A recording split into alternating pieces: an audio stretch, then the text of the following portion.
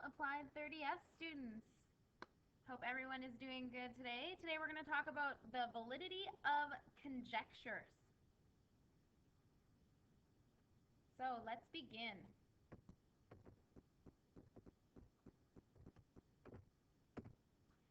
So I want you to take a look at this picture below. What do you notice about the picture?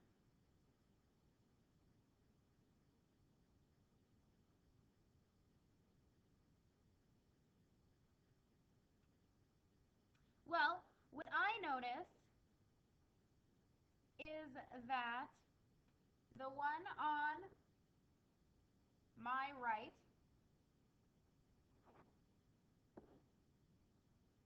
that middle circle looks bigger than this middle circle.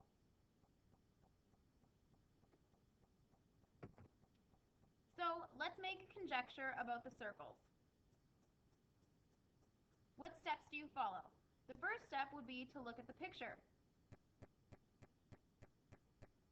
What evidence am I relying on? I'm relying on the two pictures at this point.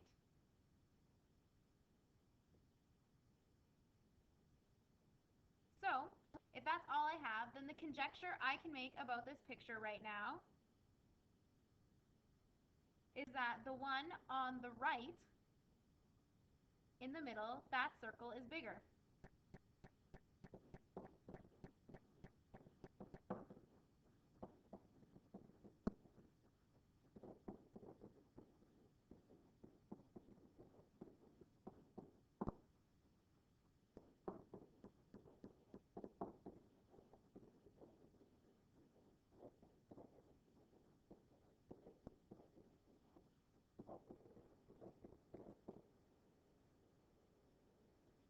But at this point, all I'm relying on is what I look at the picture. So, in order to kind of build up evidence to prove my conjecture, I'm going to have to do some more steps. So, let's get some more evidence. I'm going to go back to the picture.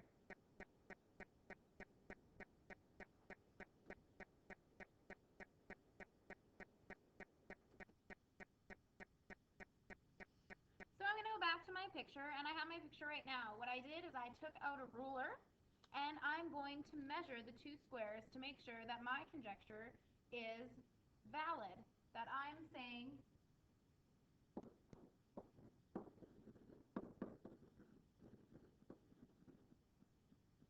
that that circle is bigger, based on my conjecture.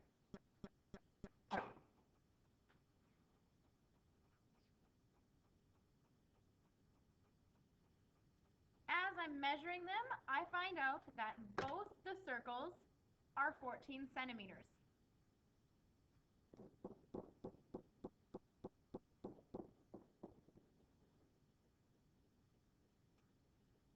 Oh boy, it looks like I found some evidence that disproves my conjecture.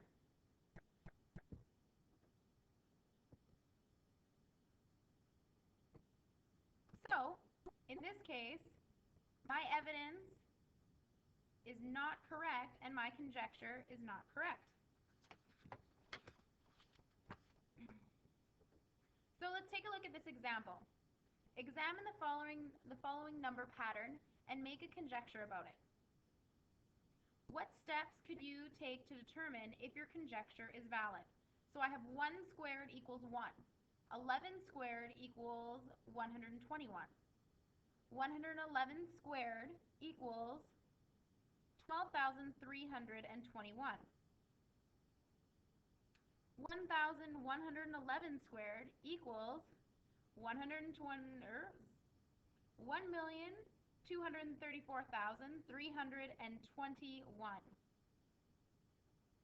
Do you guys see a pattern going right now? So it looks like we have 1, 1, 2, 1, 1, 2, 3, 2, 1,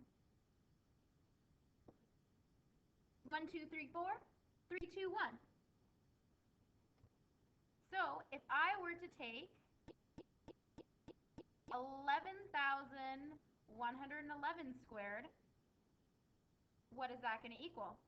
Let's try it out.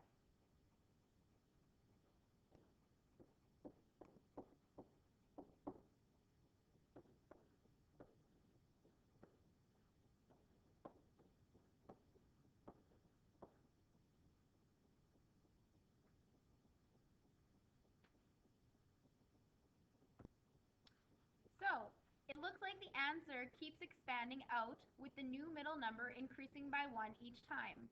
Well, the number that's squared just keeps having a 1 added to it. So my conjecture could be, as the number that's squared has another 1 added to it, the result will include another number in its middle that is 1 more than the previous middle number. That is a lot of words in one sentence.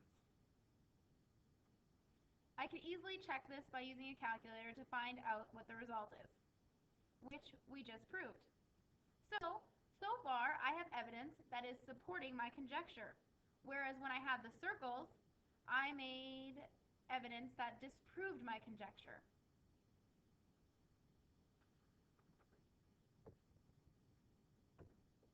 So let's try this activity right now. My conjecture is that all but one of the vowels are used to spell numbers. Put together evidence that will either support or disprove this conjecture. So what I want you to do right now is I want you to pause the video and I want you to write down all of the numbers that you can think of and then see what type of vowels there are. Let's go with this and let's review what vowels are.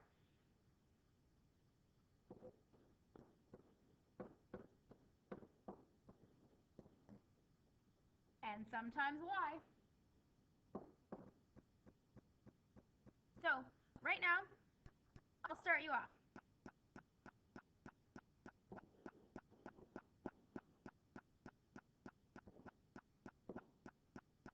One. O and E are out.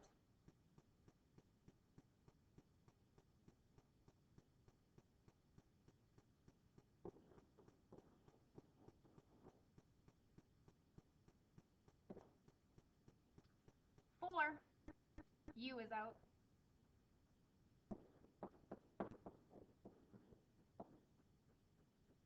Five. I.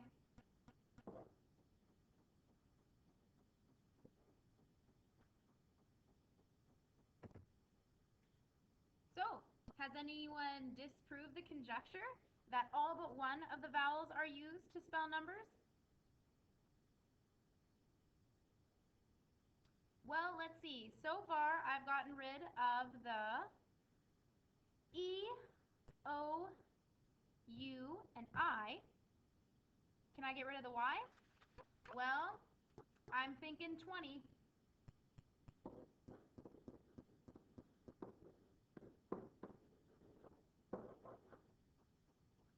So all I'm left with right now is A.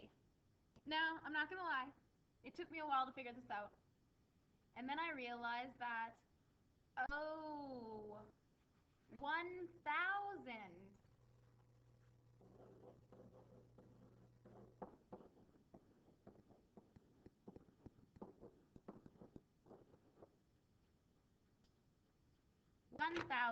So all of the vowels are used to spell numbers. Therefore, we disproved the conjecture. So let's go over some definitions. Validate means to show that something is true. Invalidate means to show that something is false. So with our circles, we proved that my conjecture was invalid.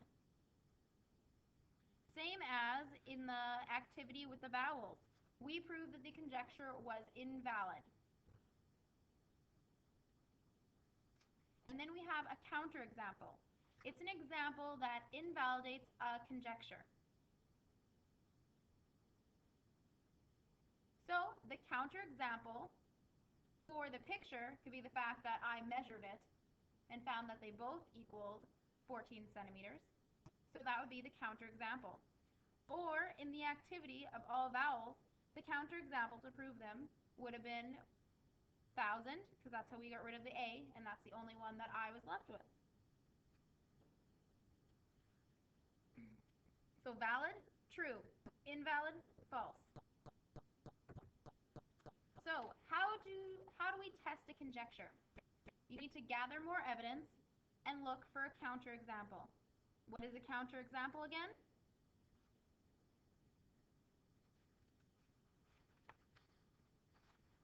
A counterexample is an example that invalidates a conjecture. So let's go back to this example. I made a conjecture, but gathered very little evidence to support it. Let's check to see if my conjecture is in fact true. So evidence 1, the conjecture I made, just so we remember, is that as the numbers that's squared has one other number added to it, the result will include another number in its middle that is one more than the previous middle number. So in other words, I'm counting up, then I'm counting down. Does the conjecture fail at any point, allowing us to produce a counterexample? In other words, I'm going to have to gather more evidence. So here it is. Where do you see the counterexample? Let's check to see if each of them work. I'm going to put a check mark by the ones that work.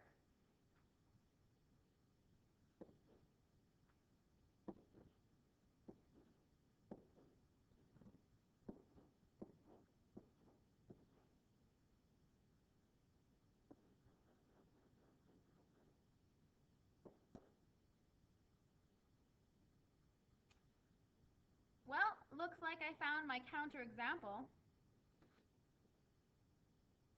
Therefore, my conjecture is invalid. So, once there are 10 ones, the conjecture fails since we have produced a counterexample. Could we revise the conjecture based on the new evidence? Let's try one more number with 11 ones. Ouch. That definitely does not match the conjecture I made. It appears the pattern breaks down, making a revised conjecture difficult. We could limit it to only 9 ones, so my revised conjecture could be, as the number that's squared has another one added to it, up to its maximum of 9 ones, the result will include another digit in its middle that is one more than the previous middle digit.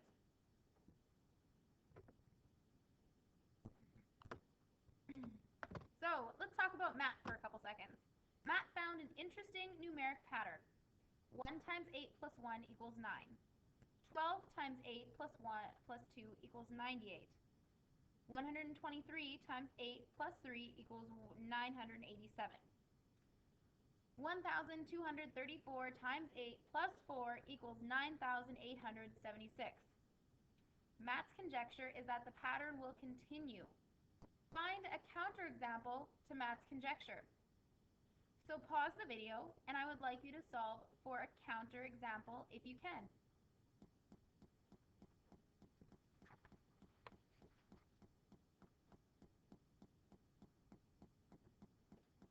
It appears the first factor, the number added, and the result are changing consistently. So let's gather more evidence to see if a counterexample appears.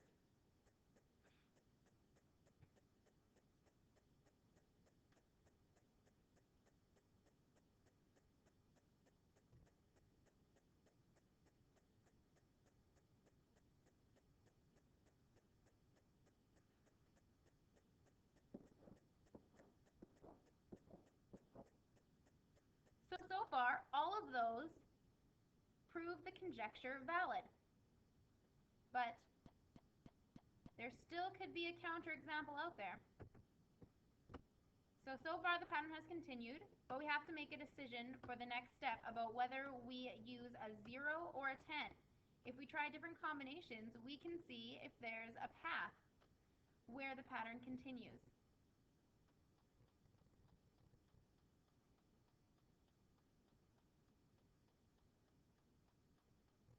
It appears none of the possible options for the 10th step work with the pattern, meaning we've found a counterexample that proves our conjecture invalid.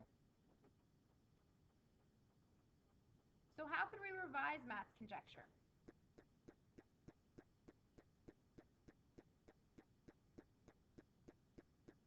Well, we could say the same thing that we said for the previous example, making it up to number 9. So you could do the same thing with this one, making stipulations on your conjecture, or making it more pinpointed. So I want you to consider the following. When would it be reasonable to stop looking for a counterexample? What do you guys think?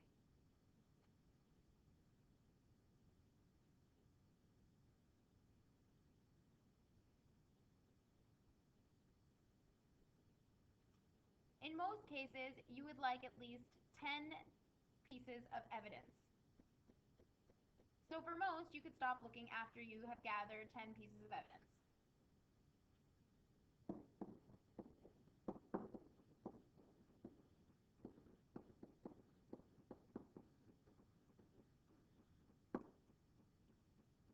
But if you can't find a counterexample, does that make the conjecture true?